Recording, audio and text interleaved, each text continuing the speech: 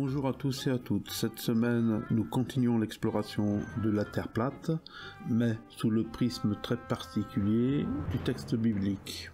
C'est quelque chose que j'avais voulu incorporer dans la précédente vidéo, mais je n'ai pas pu le faire, faute de temps. Donc nous allons pouvoir y revenir plus tranquillement, et nous verrons que de ce parcours, nous tirerons une petite leçon. Donc pour commencer, je vais vous présenter comment je travaille quand je travaille sur la Bible. Je lis la Bible par internet sur un site qui s'appelle umctv.com, qui est un site d'enseignement chrétien, d'enseignement évangélique canadien. Alors on dispose sur ce site d'une Bible, une Bible qui est pas tout à fait complète parce que selon les obédiences chrétiennes, eh bien certains livres sont présents ou sont absents. Donc ici on trouve toute la Bible en plusieurs traductions, Louis II, Semeur, Second Martin, Darby, machin, etc. Et il y a même une version en anglais.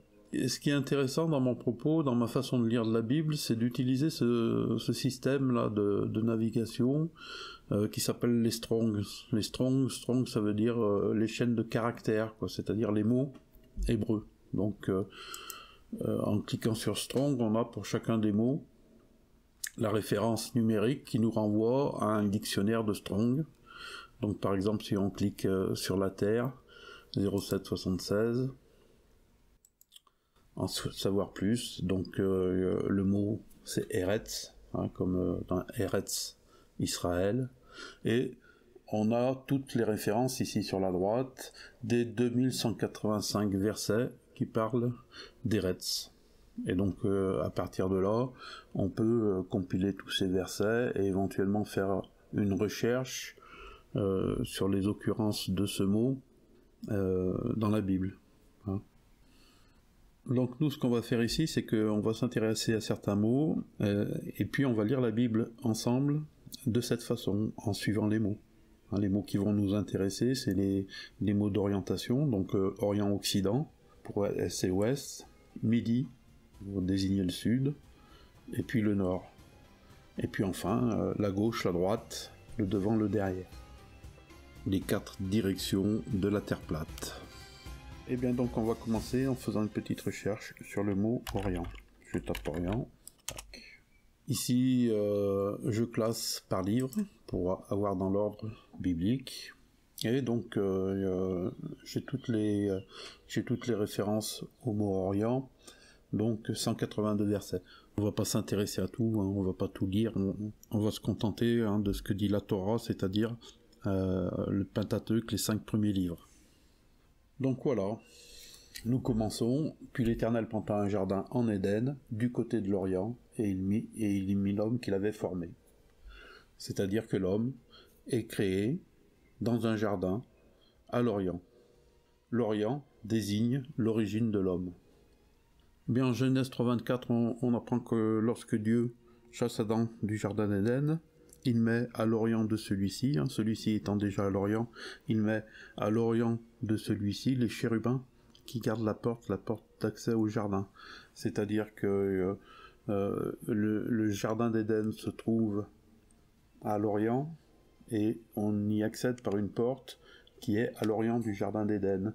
Et on apprend ensuite de plus que lorsque Caïn est chassé lui aussi pour avoir tué Abel son frère, il est chassé à l'orient d'Éden. Ce qui veut dire que pour Caïn, dont nous sommes finalement les descendants, eh bien nous sommes nés dans un jardin d'Éden qui se trouve à l'Orient.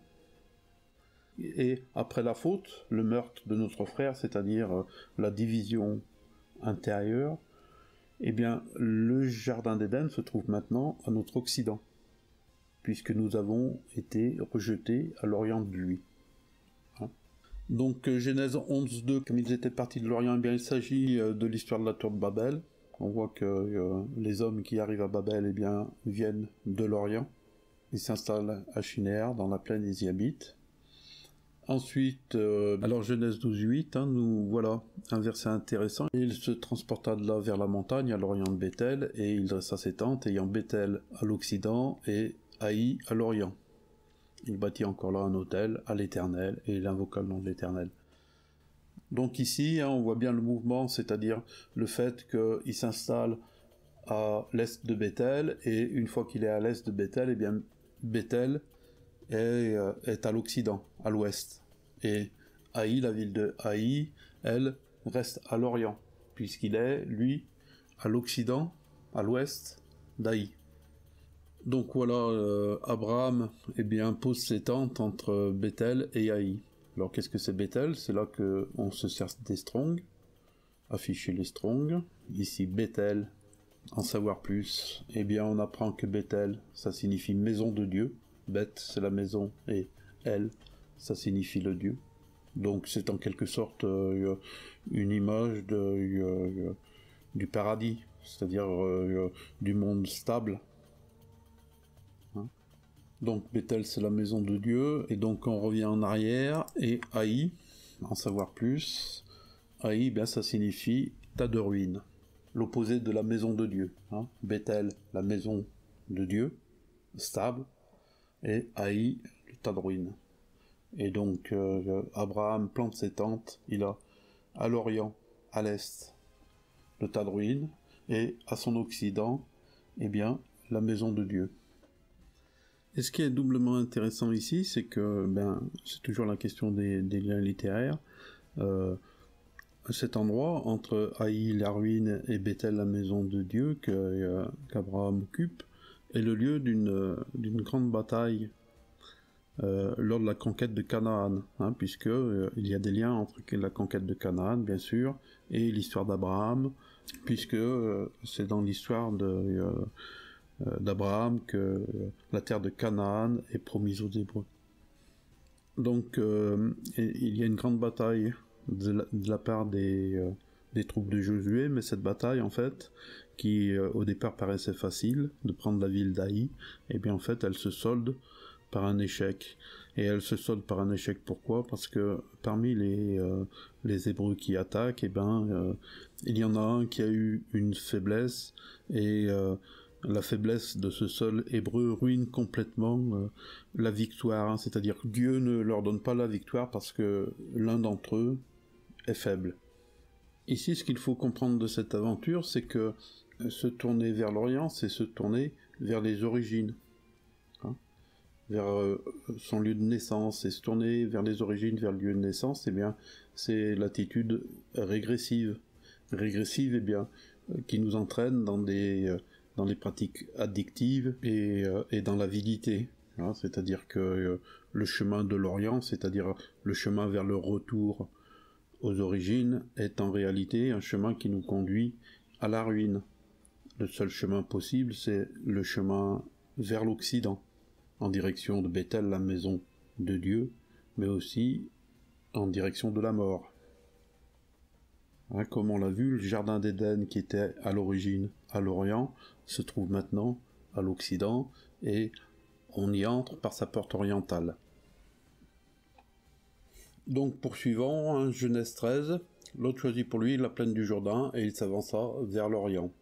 C'est-à-dire que Lot fait le choix de la mauvaise direction, la direction qui lui paraît la plus propice, parce que la plaine de Shinéar, l'Orient vers lequel il se dirige, lui apparaît comme riche au niveau de son agriculture, ses villes, sa fortune, etc., etc. Mais c'est précisément ce désir régressif de retourner à l'origine qui l'invite à se diriger vers l'Orient et qui sera ensuite la cause des catastrophes qui vont s'abattre sur lui.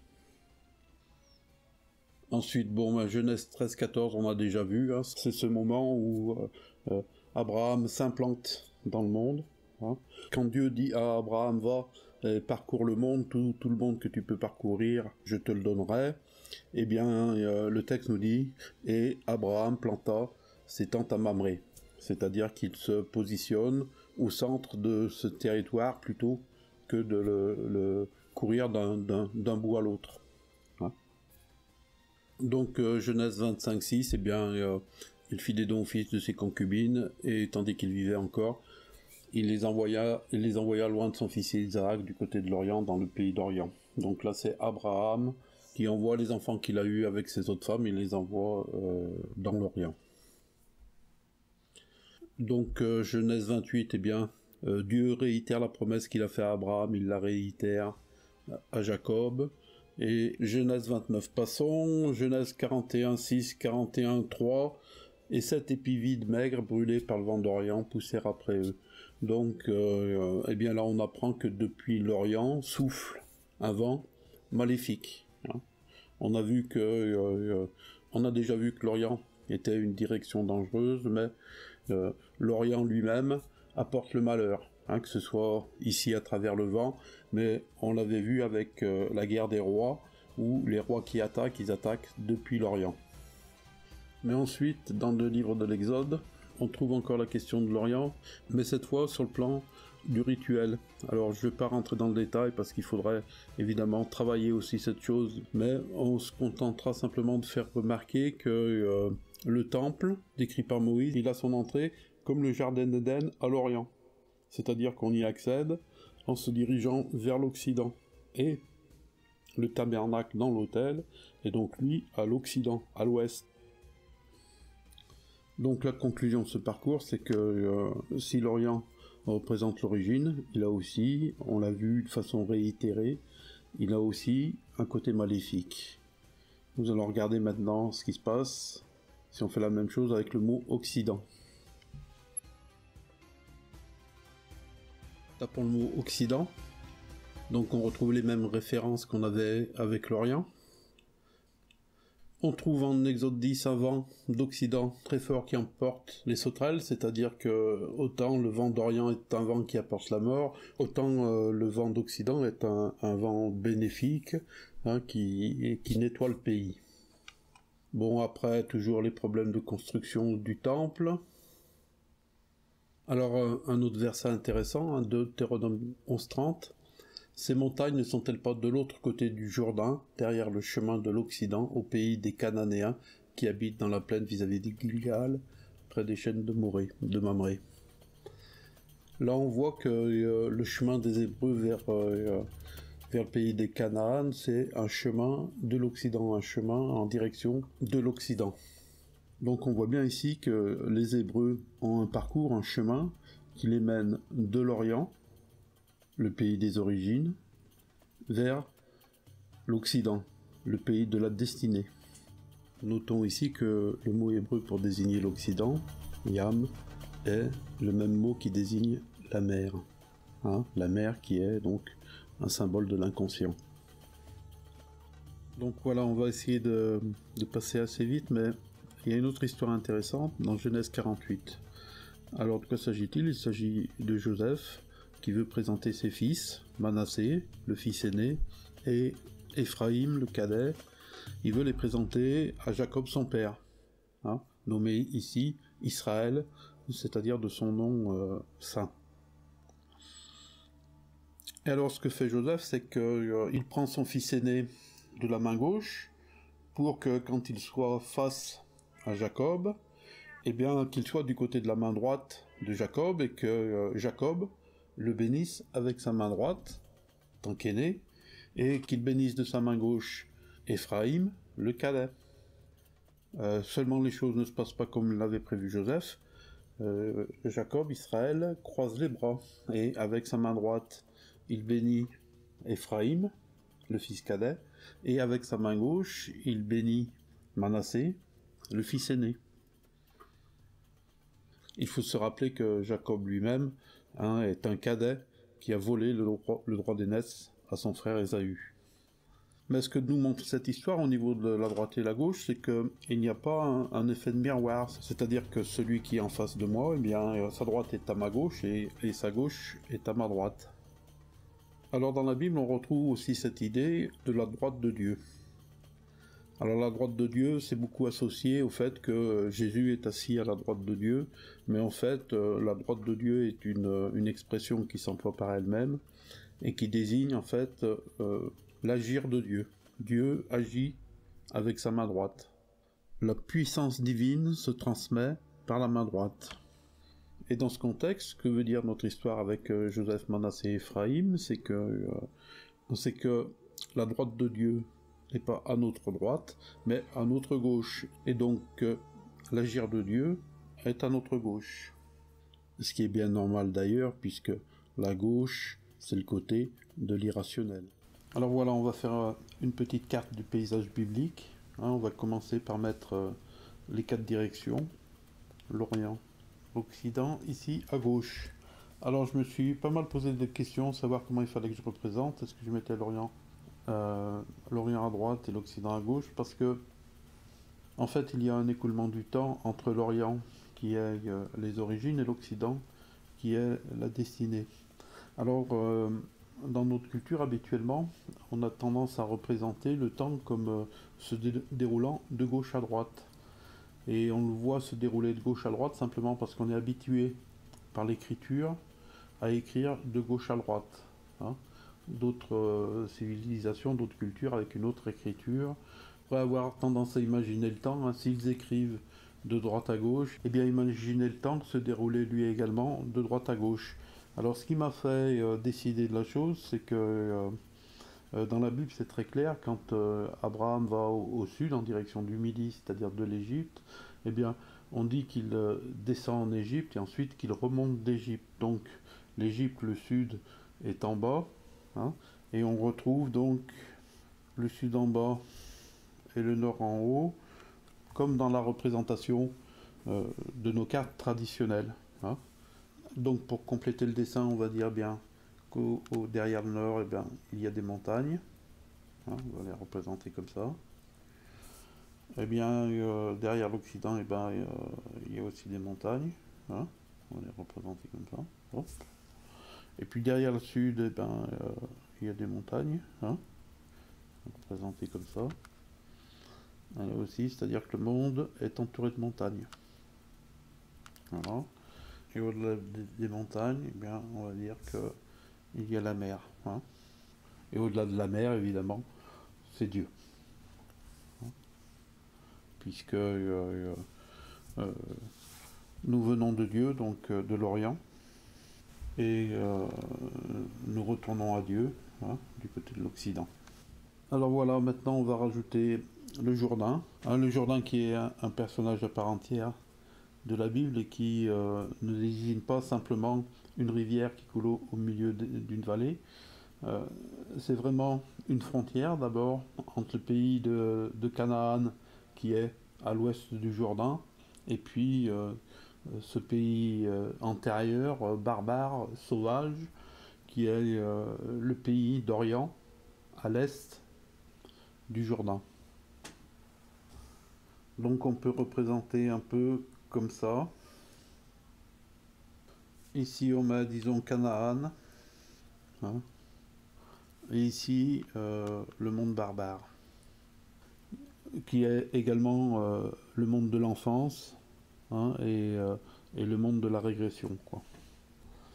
Donc le Jourdain c'est également une barrière psychique entre l'enfant, l'homme en devenir, et l'homme civilisé, urbanisé, l'habitant de Canaan. Donc voilà, planter le décor. On va rajouter une petite chose, c'est à l'entrée du Jourdain ici. On va dessiner par un cercle. Ce cercle, c'est le centre. C'est là. On va l'appeler Gilgal. Gilgal, ça signifie la roue, parce qu'il est à un certain moment question d'une pierre tombale qu'on roule sur le passé du peuple hébreu. Donc c'est la représentation des cycles, mais c'est aussi le centre à partir duquel Josué contrôle tout son territoire. C'est en quelque sorte là qu'il fait son QG et qu'il va et qu'il vient pour toutes ses affaires. Ce Gilgal, ce centre, est l'équivalent d'un autre centre, qui est le centre pour Abraham, celui des chaînes de Mamré. Donc on va les mettre à côté de Gilgal, on va mettre les chaînes de Mamré. On pourrait ajouter sur cette carte donc Bethel, la maison de Dieu à l'Occident, et Haï, le pays des ruines, à l'Orient, c'est-à-dire juste après le Jourdain. Alors donc je vous en ai déjà parlé un petit peu rapidement, c'est que Donc Josué, quand il conquiert le pays de Canaan, il doit exécuter un sacrifice sur le mont Ébal. Le mont Ébal qui est en face du mont Garizim. Et le mont Ébal, il a pour nom aussi le nom des malédictions, et le mont Garizim, il a pour nom le mont des bénédictions. Et ces deux monts se trouvent à Sichem, à côté de Sichem. Alors on va mettre Sichem là au milieu. Et le mont Ébal, eh bien, se trouve au nord, le mont des malédictions. Et le mont Garizim, c'est le mont des bénédictions. Et il se trouve au sud. Alors Sichem, on a déjà vu, Sichem, ça fait référence à la question de la femme. Hein. Sichem, c'est la ville du problème de la femme, qui est finalement au centre de la problématique de l'homme. Hein. Et sur ces questions-là, il est entouré du mont des malédictions et du mont des bénédictions. Et donc dans la Bible, on accède au mont des bénédictions en respectant la loi, et on s'éloigne évidemment du mont des malédictions de la même façon en respectant la loi. Donc que se passe-t-il? En fait, l'homme qui vient de l'Orient et qui se dirige vers l'Occident, en réalité ça se passe pas si bien que ça. On l'a vu, les Hébreux, au départ, ils ont refusé d'entrer dans le pays de Canaan parce qu'ils avaient peur, et ils avaient peur de quoi? Eh bien simplement, ils avaient peur de la mort. Hein. Et c'est ce qui fait, la peur de la mort, le fait que, en fait, plutôt que de se tourner vers l'Occident, nous nous tournons vers l'Orient. De toute façon, nous sommes naturellement tournés vers l'Orient parce que nous sommes, l'Orient étant notre origine, hein, nous sommes attachés. C'est l'attachement à la mer qui perdure dans la vie de l'homme, qui fait que nous sommes attachés à l'Orient et que nous regardons en direction de l'Orient dans une attitude régressive. Hein. Donc je mets mon petit bonhomme là au milieu. Donc mon petit bonhomme, voilà, il est tourné là. Et donc de ce côté on a sa gauche, et de ce côté on a sa droite. La droite étant du côté des bénédictions, et la gauche du côté des malédictions. Et donc le gars, il va avoir également l'agir de Dieu, hein, de ce côté-là, sur sa gauche. La droite de Dieu, à gauche de l'homme, hein, du côté du mont des malédictions. Donc cette position de l'homme, comme ça, orientée en direction de l'Orient, c'est la position de l'homme normale au sortir de l'enfance. Il est attaché à sa mère, il est attaché à ses origines, il a le regret du paradis perdu, de l'Éden, et il a peur de la mort. Et donc pour aller dans la bonne direction, le bienfait, il faut qu'il aille du côté de sa main droite, c'est-à-dire du côté de la loi, de la rectitude, de la légalité. Hein. Il faut au contraire qu'il évite tout ce qui est de la main gauche, c'est-à-dire le monde de l'irrationnel, le monde des penchants naturels, hein, le monde de la faiblesse, sans quoi s'il se laisse aller dans cette direction-là, eh bien il prendra en face de lui la main droite de Dieu, hein, et cette main droite de Dieu située du côté du monde des malédictions, eh ben, il va en souffrir. C'est là, on le sait, hein, c'est-à-dire que toutes les addictions régressives nous conduisent à plus ou moins long terme dans le malheur. C'est-à-dire que on prend la droite de Dieu dans la figure, mais cette droite de Dieu qu'on prend dans la figure, on la prend comme une punition, comme une malédiction. Mais en réalité, cette situation, c'est une situation provisoire. L'homme est appelé à se retourner, hein, à faire en quelque sorte ce qu'on appelle une métanoïa de l'esprit, c'est-à-dire tourner son esprit pour non plus être orienté par des pensées régressives, mais orienter son âme en direction de l'Occident, c'est-à-dire en direction de la mort. Hein. Et alors, en fait, accepter la mort comme étant sa propre destinée. Hein. C'est ce que un petit peu expliquait Jung, c'est-à-dire qu'à un certain moment dans la vie, quand on dépasse les 40 ans, les 45 ans, quelque chose comme ça, eh bien, notre esprit, il doit changer d'orientation et il doit commencer à se tourner vers le futur et le futur de l'homme, eh bien c'est la mort. Et commencer à accepter la mort et à intégrer la mort. Voilà. Donc je retourne mon modem cette fois. Et donc ici, il a sa droite et il a sa gauche. Hein. Et l'agir de Dieu, donc, est toujours à la gauche de l'homme, ici. Mais la grosse différence, c'est que cette fois, à la gauche de l'homme, du côté de l'agir de Dieu, il y a le monde des bénédictions. Eh bien, ce que ça veut dire ça veut dire que dans la première partie de la vie, si la droite, c'est-à-dire l'importance de la rationalité, de la loi, enfin de l'observation de la loi, c'était quelque chose de vital et nécessaire, dans la seconde partie de la vie, quand l'homme se prépare à la mort, eh bien, il doit au contraire se laisser aller à la main gauche, c'est-à-dire se laisser aller aux pensées irrationnelles, à découvrir la magie du monde, et en percevant cette magie du monde, s'y accorder, et s'accordant au monde, eh bien se préparer à passer de l'autre côté dans l'éternité. Hein? C'est pour ça que l'homme, quand il est orienté en direction de l'Occident, eh bien, à sa gauche, on trouve le monde des bénédictions. Donc voilà ce que j'ai voulu vous montrer à travers ce petit parcours entre Orient et Occident dans la Bible, c'est que le paysage biblique n'est en réalité pas un paysage géographique, mais un paysage symbolique. Alors, ce que j'en raconte, peu importe si ce que j'en raconte est vrai ou faux, l'important c'est de comprendre que l'espace vu par la Bible est symbolique, c'est-à-dire chargé de sens. Et il y a une raison bien simple à cela, c'est que nous-mêmes, nous vivons dans un espace symbolique. C'est-à-dire que le monde dans lequel nous vivons n'est pas le monde pauvre et vide du monde euclidien, mais un monde habité par le sens. C'est-à-dire que c'est le sens qui habite le monde et qui nous permet de nous diriger dans ce monde. Voilà, je vous remercie de votre écoute, je vous remercie de votre patience et je vous dis à bientôt.